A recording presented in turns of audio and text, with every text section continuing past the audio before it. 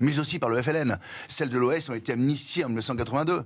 Je rappellerai que tout le monde, tous les groupes politiques ont voté pour cette amnistie et qu'il faut maintenant tourner la page. Il y a eu une guerre. C'était la guerre d'Algérie. Donc moi, ça m'amuse de voir Julien Bayou, par exemple, qui crée une polémique stupide, mais qui est, lui, très fier de parler de sa maman qui portait les valises du FLN.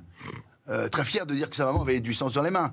Ça le dérange pas. De voir des gens, finalement, au sein de NUPES, alors, peut-être pas vous, bien sûr, Monsieur Doucet, mais un certain nombre de gens de LFI qui crachent sur ce que l'Algérie a été, sur l'Algérie qui a été française. C'est un département français, ça fait partie de l'histoire de France, mais qui, en revanche, bien fait tout pour que la France demain devienne algérienne. Donc moi, je trouve que ces polémiques fait très tout pour que la France devienne algérienne. Bien évidemment, on voit bien qu'ils sont islamo-gauchistes, on voit bien qu'ils sont dans une... De là à dire qu'ils veulent que la France devienne algérienne... Ça les dérangerait pas en revanche, parce que vous avez très bien compris que c'est leur terrain électoral. Ce que je veux dire par là, c'est que la polémique, elle est stupide. Nous avons un type qui s'appelle José González, qui était le doyen de l'Assemblée, qui avec honneur, franchement, a fait, je crois, a rendu la fierté, je crois, aux électeurs qui ont voté Rassemblement National et qui font qu'aujourd'hui nous avons 90 députés. Et il est tombé dans le piège. Voilà.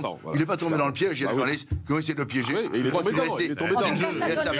Et je le salue pour cela. Dans toute cette législature. Alors on va en parler dans un instant.